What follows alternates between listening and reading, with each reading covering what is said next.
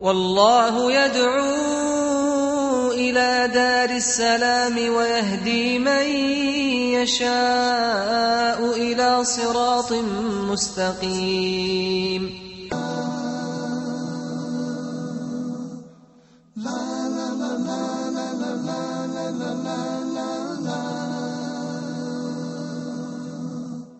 Glory be to Allah who sent Ramadan as a mercy to mankind. It's a purification of our soul, our heart and our mind. Bear with patience. Assalamu alaikum wa rahmatullahi wa barakatuh, dear Huda TV viewers, and welcome to the second out of 10 episode of our new program here on Huda TV, Ramadan Changed Me. It is the program where we try to be very close to the best that we can be, and to make positive change and to make self-developments in the positive direction in our relationship with Allah, with ourselves and with our communities. It is your program, and it is the program where not only can you try to be the best that you can be, but also win many prizes with us. And you can do that by logging in at e.hulul.net, that's e.holol.net,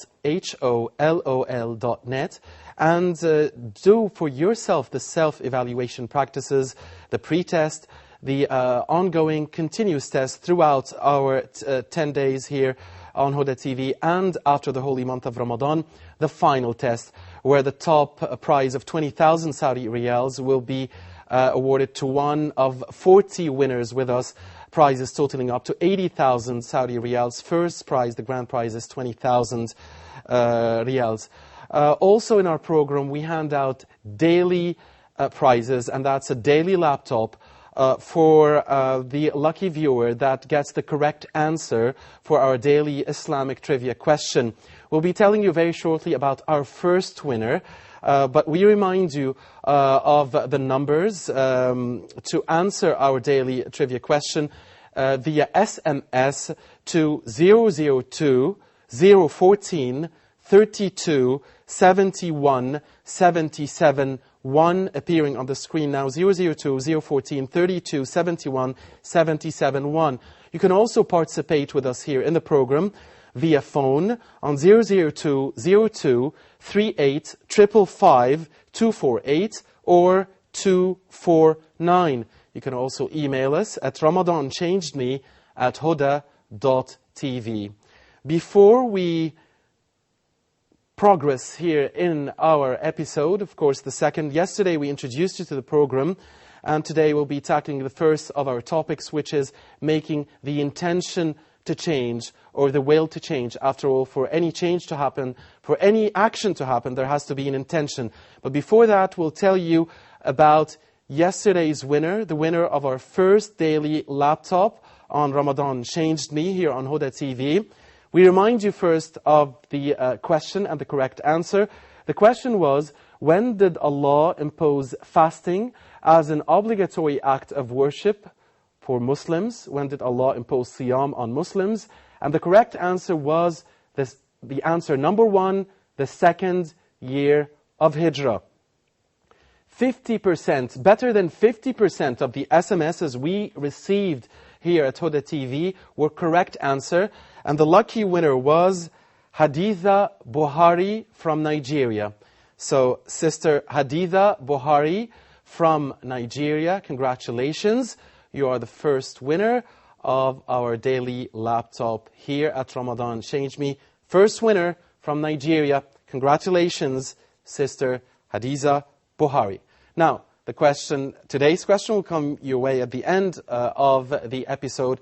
Again, you send us your name, your country, and the correct answer by whether it's 1, 2, or 3. Name, country, and a number, 1, 2, or 3. Stay tuned for today's question at the end of the episode.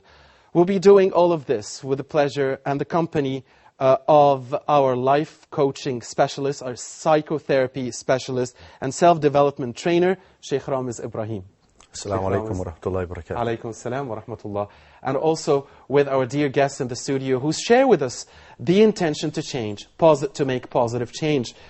Brothers Abdullah Adiyami, Amr Abdul Al, Ashir Saeed, and Sharif Hamdi. Assalamu alaikum wa rahmatullahi wa barakatuh, dear brothers. Sheikh Ramiz, if you want to make a change, then there has to be a will, an intention, and no action can come before the intention comes. So, and to do that, you have to know yourself. So, where do you want to get us started? It's not really a difficult question to answer if one knows about themselves and where they want to go and what they want to achieve. We know from the hadith of Rasulullah sallallahu alaihi wasallam, إِنَّمَا أَعْمَالُ بِالنِّيَّاتِ, that every action is but by intention. But for a person to make an intention, most people who spoke yesterday between dreamers and planners, the dreamers will make the intention and they'll go around talking about it. But the actions will not come about because he's dreaming. But he's seeking, because he's weak in his, how can I say without treading on toes, he's weak in his value for himself. He's looking for, what's the word? Approval. You know when the child goes to the father and says, Papa, look, I drew this for you. Mum, I did this. And what the parents do is, I'm busy now, I'm busy. That is a very dangerous concept. The child thinks what he's doing, or what he or she has done, has no importance to it. So nothing I do has importance. It happens once or twice because specific situations, but generally it's not like that. It happens a lot because dunya takes over and parents have no time for their children. Now, you want to make a positive change in regards to making an intention and then jumping on to the action. The intention of the heart, that's the action. I intend to do such and such. You think about it, you plan, I wish I could do that, yeah. I have the intention to do that. Then you go istishara. You go and seek counsel with the brother or sister or family. What do you think about this idea? And do you think, and some brothers will say to you, well, it needs money, you haven't got it yet, you have to do this, you have to do this. And you think, okay, that's good, and I'll take on board, I'll think about this. Then, if the person's, say this is very complex, if the person now is confident, is not very strong, him asking for a good response or a criticism to help him along his way in his plan will may backfire. Well, I hold this person in regard, so they said that I haven't got enough money, so I might as well abandon it. I don't have the confidence in myself anyway. Now, he's not thinking like this. This is all subconsciously. He or she's been brought up to think that what he's doing is not valuable enough. But he's trying to get approval for anything he can to fulfill the human need. The tongue is the intention by asking. The heart is the intention anyway because they've thought about it. Now it's time to put into action. If they don't get the right person, the right coach to give them the right response, they'll abandon it. Especially if they're thinking that what they're going to achieve has no value. Third point, the motivation for it. The motivation for it will come only if the question is answered, what need will it fulfill for me? What is it beneficial for? Am I doing this for myself? Or am I doing it to fulfill my parents, to get approval? And their approval is so important for me, it makes me feel better. And that's the need I require.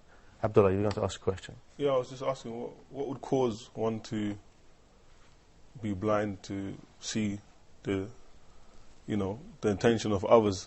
They seek attention to change or make a change. Are we such busy human beings that we can be blinded in our way of life for a certain period of time? Let me ask you the question. You answer it. How would I answer that? Well, you say, are we busy in life? We're so busy in life that we do ignore the little things that causes the person or our children to grow up thinking that what they do is invaluable. I believe, yes, I believe we are too busy. You know, the father who works 9 to 5, I'm talking about myself in London, people who work 9 to 5. I don't work 9 to 5. I don't believe in 9 to 5. It's not my hierarchy of value doesn't include a career. I need time for myself to spend with my family, as we all have to have at that time. I don't want anyone else bringing up my child. I don't want anyone else coaching my child. As I'm a coach, that's me. So it depends on each other's lifestyle. It's the lifestyle, but we must understand. Time management. Time management, we have to understand one thing. As we're growing up, we are given beliefs. We are given values. Some of these beliefs and values are not really important. For example, when a child isn't given the regard towards their deen, A lot of parents now see their child wanting to be an alim or an alima. No, be a doctor or be an engineer. A football player. A football player, subhanallah. Yani, to make a lot, because it makes a lot of money. And these kind of things, their idols they're already getting brainwashed by TV. The footballer, the singer, the engineer, the doctor gets high status. But the being an alima or an alim has got low status. So I am accepted by doing what they are saying is important. So not what Allah or Rasulullah sallallahu alayhi wasallam. So what's the main obstacle behind translating a will or an intention into action? Is it the lack of motives, or is it laziness, or is it because we were perhaps dreaming of something that was not realistic? I mean, many times people have the intention, but they can't make the change. They can't translate it into the action. Which will involve frustration, and then into anger, and then rage. Is it necessary for change that one has to have his intention of change also devoted for Allah and His religion? Because for one to make a good change, who are you changing for? And how would you succeed if you make a change just for yourself? Well, if we're going to speak on a religious aspect, on a person wanting I want to get close to Allah subhanahu wa ta'ala, I want to learn more hadith, I want to know who Rasulullah sallallahu alayhi wa sallam is, because you can't love someone unless you know them. And most people who pray, you ask them about their tawheed, you ask them about their fiqh, you ask them about their aqidah, and you'll find that most people fall short of it. They're doing it as a whatever iman they've given, alhamdulillah, iman is by degrees. They want to hold on to that. Now, they're praying 5 times a day, but they said, look, I know the Quran and Sunnah, but why can't I progress? I want to do more. I want to go next level. I want to go to the next level of iman. Now, people always leave themselves short. They don't value themselves enough. It's the same principle. I don't value myself enough to want which is what is good for me. I don't believe I deserve that. So what they sabotage it. It could be in the religion. I don't deserve to be an alima. I can't memorize Quran. I don't know hadith. I'm weak. I'm old. It's excuses. Right. These are childlike. Right. This aqlatif. This is the mind of the child that hasn't been nurtured as they're growing up. So the response of a 30, 40, 50, 60, 70-year-old, 20-year-old is the same response given by that person as if they're a 3-month or 4-month-old child. Because they're not getting what they want. You're adding here another obstacle is that you could tell yourself, I'm not worthy of that. But also, I'm going back to the same question. Why is it that we fail most of the time to translate our intentions into actions? It could be laziness. It could be laziness, or it is this laziness of disease, this disease of laziness. Right. The person doesn't believe that what others want him to do, which is good for him. I'm not talking about what others are trying to bring them down or negatively. Between brothers, we say, I believe you can do it. What do you want to do? You want to memorize Quran. Okay. He has to go about and get the knowledge of how to memorize Quran. You can pick up the book and start memorizing it the way you want, but there are techniques, as the Hufadh will tell you. There are techniques in memorizing the Quran. There are techniques in learning and memorizing everything. I want to get Ashir's voice here before we get a break. Time is flying. Why do you think, Ashir, most of us fail to translate intention into action? I think one word sums it up is fear. I think people have a comfortable life, they have a routine, and they like to stick to their routine. Sometimes we have objectives, and to reach those objectives means sacrifice. And a lot of people fear the sacrifice they have to make. Because if you're by yourself, it's not much of a problem. But if you have family and children and extended family, you don't want to impose your objectives on other people, and they fear this. Speaking about myself, I think the best way to translate an intention into action is to take it step by step, like the issue of memorization of Quran. Beautifully said, if I may say, Coach. Beautifully explained, Ashir. We have with us a phone call from Canada, correct? That we want to get Sama. No, Sabah. Sabah. Yes, Assalamu alaikum. Wa alaikum assalam, brother. I think your program is wonderful, and it's a great program, and it's at the right time. Thank you, sister. I was listening to the Sheikh a minute ago, and he was talking about the children and everything. And I personally have changed myself, and I want my children to go in the same direction. I want my children, just like the Sheikh said, to be an alima, because I have daughters. So I have given them various things, like instead of giving them an alternative where they can watch TV and watch these cartoons or the princesses and Disney and stuff like that, I have brought to them in their life Islamic programs based on the stories of the Prophet, and I buy books also which would interest them on the stories. But time and again, I face this obstacle where they again and again go back to them. So I have to, keep on telling them, don't you like to watch this? Why do you want to watch that? And I feel that in spite of all this, they are still attracted more towards those things which are not Islamic, because I live in the West, so there are things around me which I cannot change. So my question would be, how can I change something which is around me? I can only change the atmosphere of my house. What about the outside? God bless you, sister. Thank you. All the way from Canada.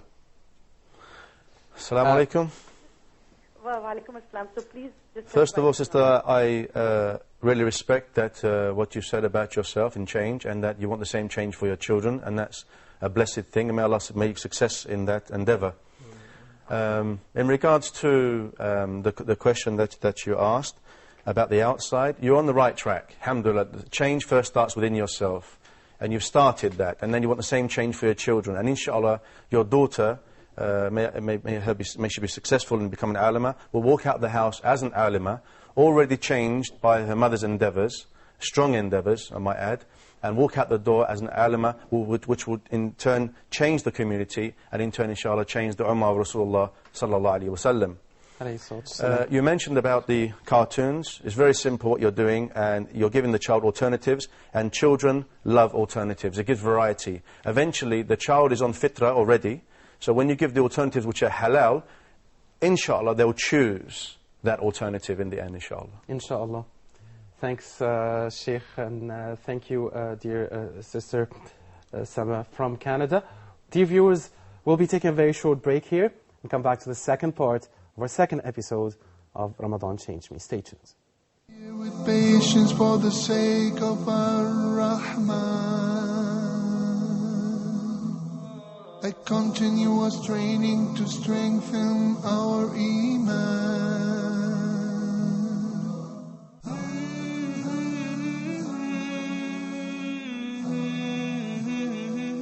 One of the highest grades of patience is fasting. Allah said in the divine hadith, إِلَّا الصَّوْمِ فَإِنَّهُ لِي وَأَنَا أَجْزِي بِهِ. Only fasting is sincerely dedicated for me, and I'm the one who will reward for that.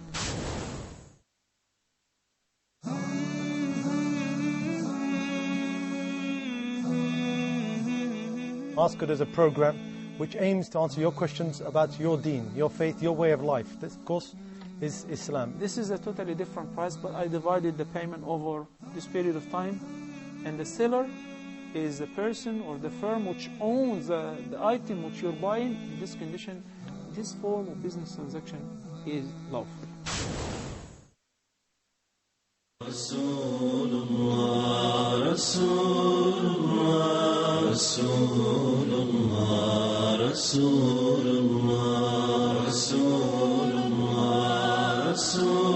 Rasulullah, Rasulullah, Rasulullah, Rasulullah,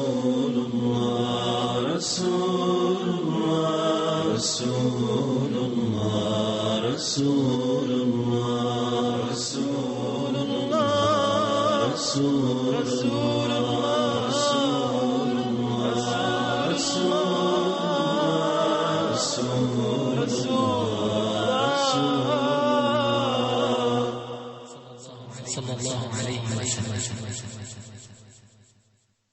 Bear with patience for the sake of Ar-Rahman.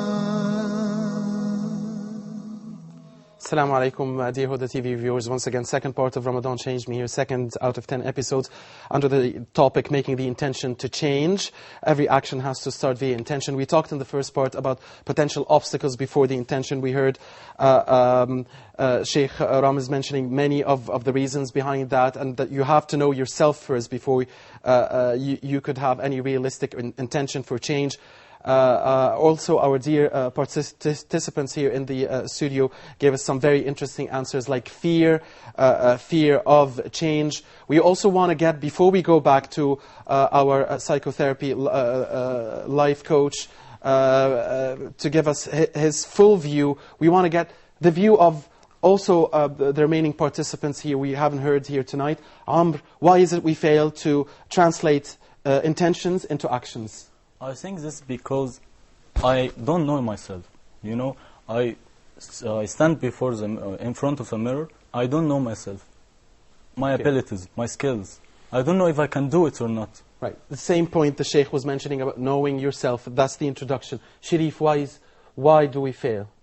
I think, firstly, I have to determine my goals first. But if my goals are not determined very well, I think I'll go astray, and I will not find a way to achieve these goals. Indeed, so because we don't have a goal or we don't have a plan. Coach?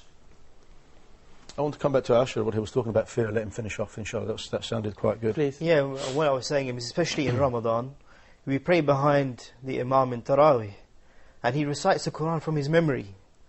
For me, I find that magnificent.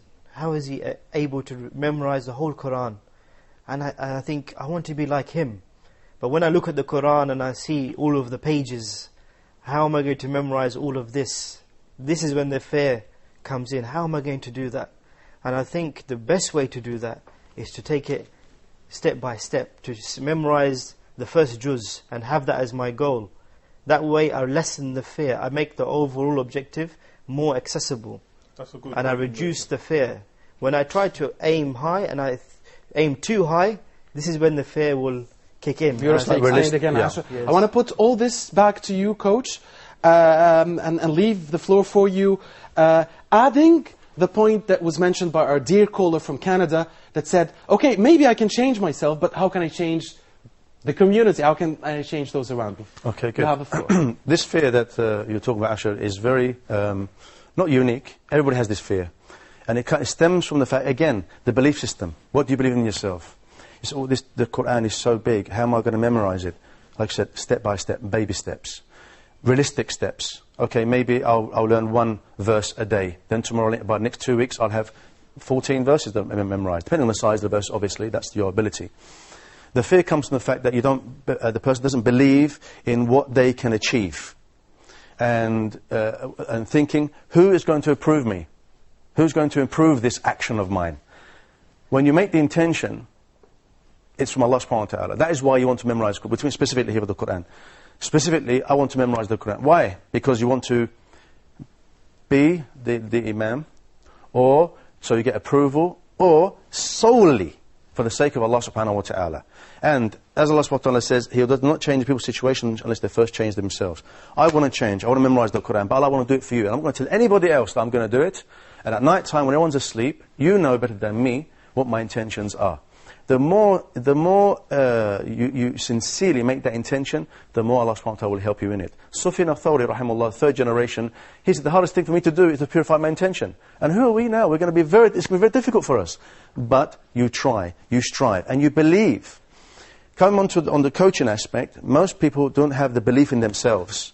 The belief that, yes, I can achieve this. Not, I can't. I can't, the word I can't comes from a childlike mentality. When you grow up, it's like there's a poem. When I grew up, I left the childhood things behind. Now, we have to make the question to ourselves, will I or won't I? Not, I can't.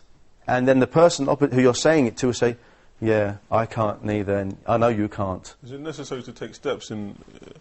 gradual steps. Getting over fear, because he mentioned about when you look at the Quran as a book, it's because you're looking as a book. If you look at it as a juz, right, then you're taking a step instead of Don't aim too high. Correct. Verse by verse, verse by verse, what if I, surah by surah. What if I know I can, but I'm lazy? What's the solution for these people? This is Because something many else. people are out there like This is something else. Laziness stems from the fact, again, you don't believe that what you're going to do is valuable to yourself or the person who you hold value for.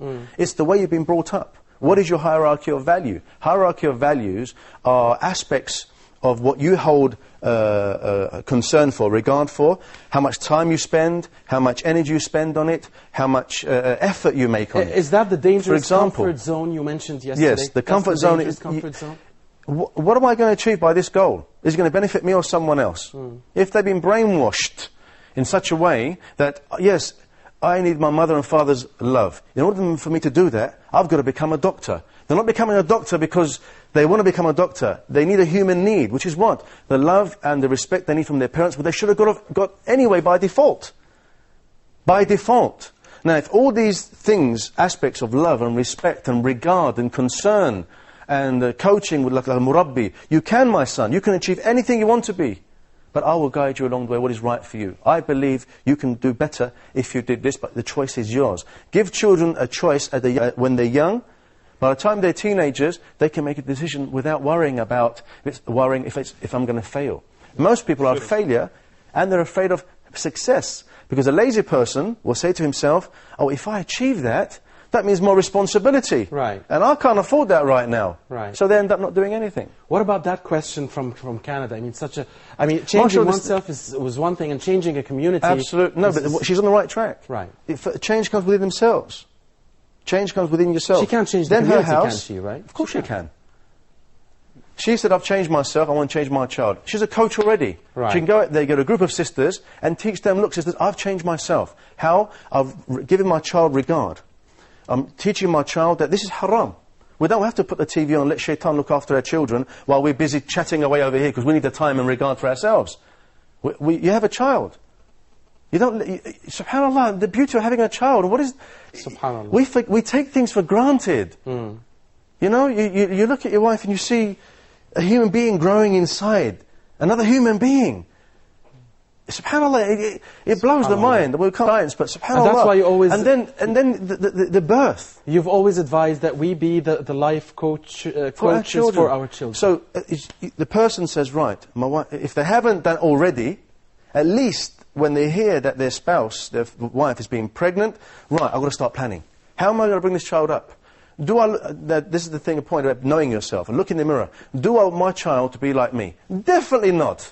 I want him to be better. I want her to be better than me. I want him to be better than me. Achieve the highest. How am I going to do that? How am I going to do that? By teaching the child that everything they are doing is okay. It's fine. There is something we call Montessori teaching. You follow the child around in the house or in the garden and they pick up things. But the first thing we do, don't touch that, don't touch that. Don't walk over it. SubhanAllah. The fear, I'm a 3-year-old child, what do you mean? I'm curious. I want to know. So you let the child open the drawer and say, what's in there, Baba? What are you looking for? Picks up some clothes. Oh, it's clothes. They will never go back to that drawer again. But you make an effort to make an emotional outburst. Don't do that. Okay, then come where? That child is thinking, well, tonight or tomorrow, or when I can, when I'm 4 or 5, or next week, I'm going to look in that drawer because I'm so curious. They've made the drawer now more curious than I was curious about it in the first place. Right. When you walk out of a room and you say to a child, I'm going out 5 minutes, but don't touch that box. What's the first thing that child's going to do? You will guarantee they're going to look into it. I do, even as an adult, when someone says to me, don't do that, don't do... Such a beautiful emphasis Instead of us telling children or each other, don't do something, tell them what they should do. Instead of saying, don't run, you say, walk. Right. There's a difference in mentality. No one's nuts. So basically it's a guidance. Instead of giving an answer with no explanation, you guide to something else. Yes, you guide them. What is it? Why are you curious about this? What is it? Or they go to the kitchen, there's a knife in her hand or whatever it is. You have to teach the child what it is. Coach, we'll have to leave it at that. Unfortunately, our time is up. I mean, it was such an interesting talk here about intention to change and talk about children. Beautiful. And I hope dear viewers at home are also enjoying this as much as we are enjoying this here in the plateau. If you want to be like Sister Haditha Buhari of Nigeria, who won our first daily laptop, now here's the time to make that by SMSing us at 002-014 3271771 and answering tonight's question.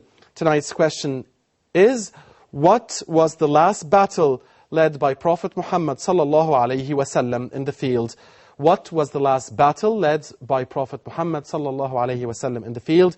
Was it the battle of Tabuk, Hunayn, or Yamama? So the three choices are 1 Tabuk, 2 Hunayn, and 3 Al-Yamama. You can SMS us at 002-014 3271771 and get a chance to be the second winner of our daily laptops that we give away here on Ramadan Change Me, and join Sister Haditha Buhari from Nigeria. Congratulations. Again, thank you for the phone call from Canada. Thank you for all our viewers. Thank you for our psychotherapy and life coach and self-development specialist, Sheikh Ramiz Ibrahim. Looking forward to see you tomorrow. And thank you to our brothers here in the studio, Mr. Abdullah Adiyami, Mr. Amr Abdul Al, and Mr. Ashir Saeed, and Mr. Sharif Hamdi. Dear viewers, until we meet again, this is Muhammad Abdul Rahim. Assalamu alaikum wa rahmatullahi wa barakatuh.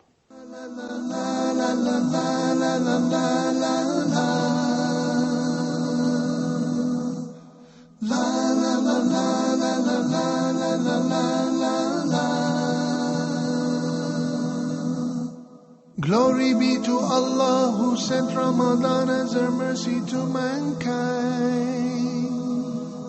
It's a purification of our soul, our heart and our mind. Bear with patience for the sake of our Rahman. A continuous training to strengthen our Iman.